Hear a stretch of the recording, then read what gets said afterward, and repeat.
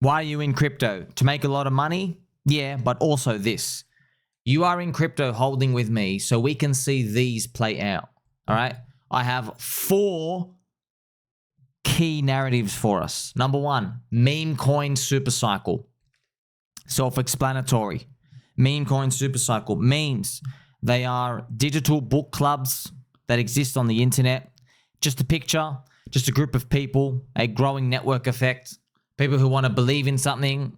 Could be literally a fart. You've seen Fartcoin. You've seen the Pokemons like Pika. You've seen ones with a bit of spice. MemeCoin SuperCycle. Very easy for people to remember. Dogecoin's the biggest one, right? You see StableCoin SuperCycle. Everybody wants to use stablecoins. Everyone loves US dollars all around the world. We don't have many things in cryptocurrency for StableCoin SuperCycle people to punt on. We do have some key magical things. We've got like pDAI, which is an unstable coin. You can also buy Athena, EtherFi. You could buy Ripple. You could buy Ethereum. You could buy MakerDAO, MKR. They're proxies to it though, with their certain risks and rewards and thresholds there. But pDAI has the highest upside if it works out. If it doesn't work out, it goes to 0. Because you can't go and buy into the Tether ICO, can you? Circle got listed on the stock market exchange already. You could not get insiders access, could you? I couldn't either. Because we're not bug eaters like them. We're not bugs like those scam. Bitcoin Treasury Bubble. This includes like MicroStrategy. You've seen MetaPlanet.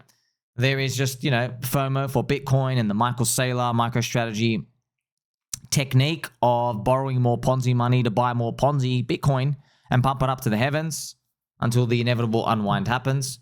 We have the crypto IPO bubble. So we have Ripple probably going to launch on the stock market as well to join Circle. Hopefully Kraken does as well. And that's probably going to like get this frenzy of people's interest in crypto as we hopefully move towards a 10 trillion market cap. This is a cute, nice Peppy family out here. This is a little Charmander Peppy. So that's what you're all playing for, friends. These theses out here. And yes, these are the fundamental drivers, I guess, of the retailer story and the spark.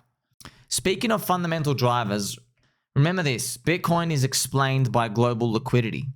Altcoins are explained by the business cycle, right? PMI is used to track it. And I made that chart here for you because this graph here, because I discovered it. Yeah, I put all this together and I get to see, oh, wow, these things follow each other.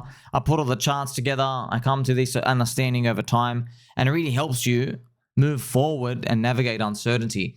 This is my friend Raoul Pal showing you the global liquidity and Bitcoin correlation over time. So the global M2 and this stuff out here, friends, showing all these, okay? These charts and putting all these together, it gives you conviction over time. That's what it comes down to, right?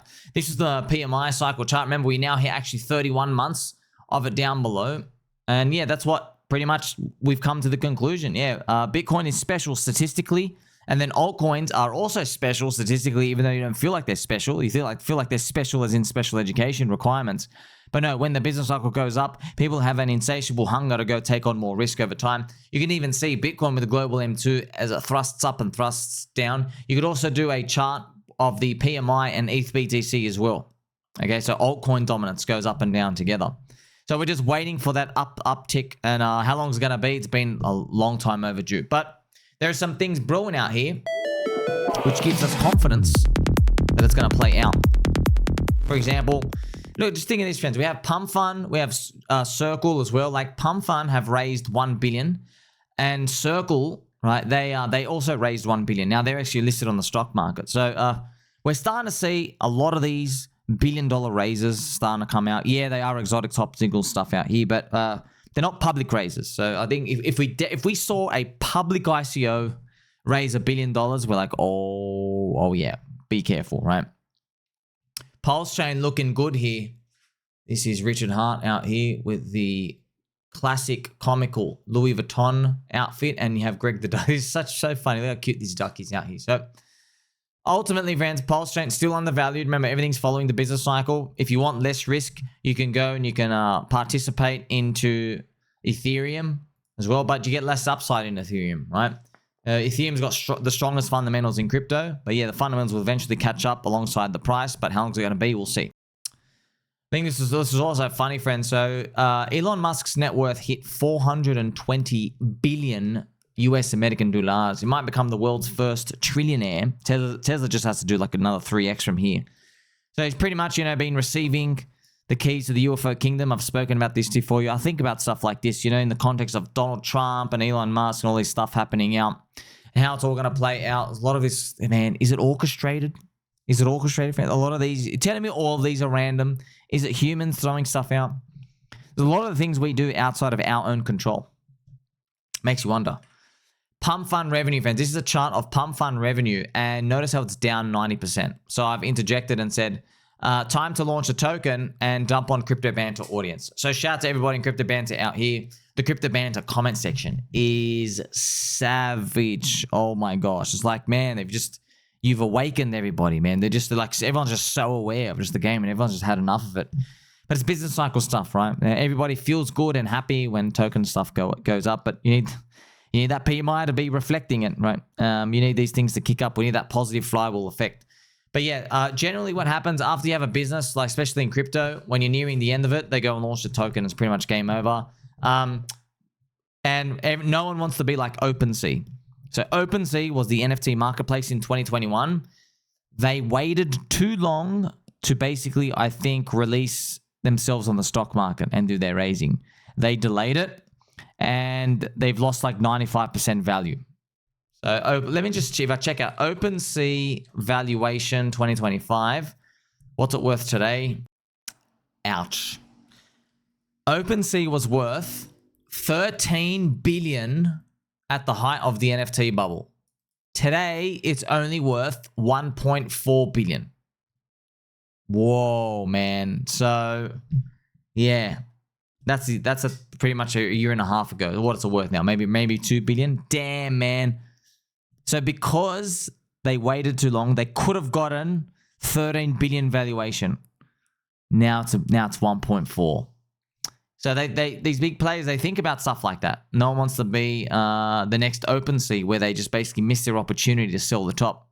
That might explain PumpFun and what they've been doing. Remember, friends, the US government just seized 40,000 USDT. T for trash. Tether is CBDC currency on the blockchain. It's very unfortunate. A lot of Bitcoin maxis support them because they get bought just like everybody else, friends. It's just the whole game, man. Once you have a financial incentive, you're locked in. They pretend they're holier than they're not, dude. They just have a lot of their own coin and they just don't want to look at other coins because they don't have access to their supply, right? So I still believe pDAI is a future. PulseChain is a future. It's a product market fit. It's no blacklist function there. So, no one's going to believe you unless the plush is just zooming up, right? But you could see me. You could see me in some battle, right, with someone else. And they're trying to say, oh, PulseChain's a scam and pDAI is a scam. I go, I don't care, bro. We pumped. Yeah. What stablecoins do you like? Name them for me. And they'll go, oh, I like Tether. Trash. Blacklist function. Next. I like Circle. Trash. Blacklist function. Next. Oh, I love USDS. It's got soy in it. Also has a blacklist function. Trash. Thank you very much. So it's like it's literally taking candy from a baby. Or already like pretty much it's like round 3 in Football League. And I'm already prepared for the grand final match. You're feeling it. You're feeling how to win. Pictured. Your average Soylana PumpFun token dev. So I think this is an actual real photo. I'm sure he committed some sort of heinous crime, but defense is not too far off the truth. This is what most Soylana people like. This is it, man. You want to play in that game? All right, you're the average of the 5 trash people around you. You're sucking on the toes of the LA vape cabal, and they're just laughing in your face. And then when things don't work out, they gaslight you. Well, okay, dude, you want to go live that life? Go do it, man. Just tell you, you're given a lot of material for us. Because we enjoy reading Coinfessions Rect. Speaking of Coinfessions Rect, I onboarded my normie friend with a meme coin that rugged days after he bought. Took me 2 years to convince him to create a wallet. He says he's done for now. He lost $50 and gave up. Anyways, I've been secretly sending him $10 worth of tokens, which I think will do well in the next couple of months. Every time I take profits, I send him a cut. I hope he gets a pleasant surprise before the year ends. This is a nice feel-good story, and it's very cute. You can tell you're on Soylana as well. He's trying to help his friend. So just so you guys know as well, You can't give people crypto. It doesn't work. We've tried it. They've tried airdrops. We've tried it. It doesn't work. You have to make them pay with money and time. That's it. Now, if you say, oh, but they don't want to, all right, truck them. They're not made for the game. There is another path for that, though. They will buy when the price goes up. Okay? And then they'll buy 10 times bigger size than you thought they would ever put in. Okay? So we've seen it. Just to tell you, if you're thinking you know a friend who's trying to make a new coin with some amazing game theory, your coin's not going to be amazing and you don't have good game theory, trust me, because your game theory is wrong. Handing out money doesn't work. Nothing works, okay, in that regard. You got to make people want it. You really got to put in the work. You got to make a cult of that regards. And yes, we've tried it, friends. Handing out money, literally. We've even had Matty Allen give people like 15-year stakes. Yeah, we tried all that, okay? We literally tried it. We tried giving people like stakes where you can't unlock it and you can watch the thing grow. And we thought maybe you'll generate demand for your stake or hex or whatever it is, and you just watch it over time and you speculate on stuff yourself without selling. No, it doesn't work. Nothing actually works. Nothing. It's really weird, man. It's really weird. It's just, it is what it is, okay? It's the game. Yes, none of it works. You can't hand out free money. If you hand out free money, if you hand out money to poor people, they will very quickly show you why they are poor. They will sell it every time. Okay.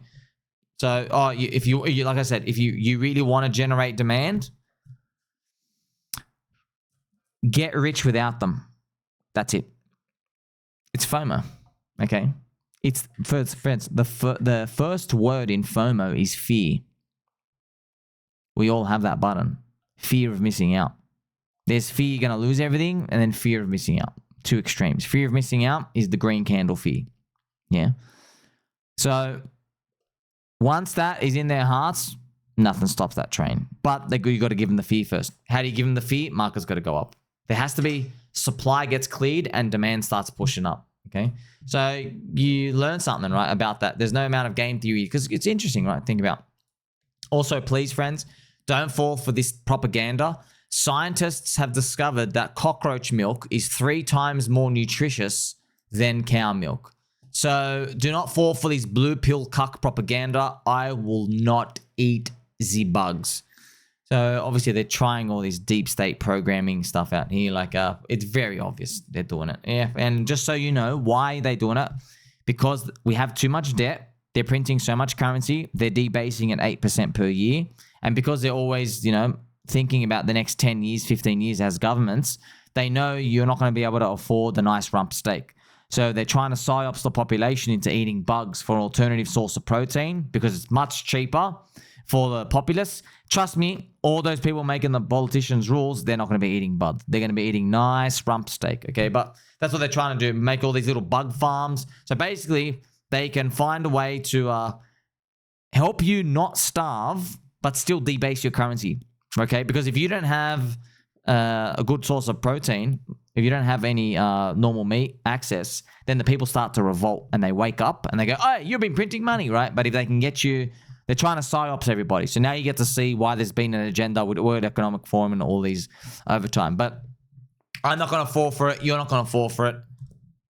In the trenches, we are here, friends. One day we'll be out of here. Like, subscribe, Belly Bird and all. Don't forget he loves you. Catch you soon.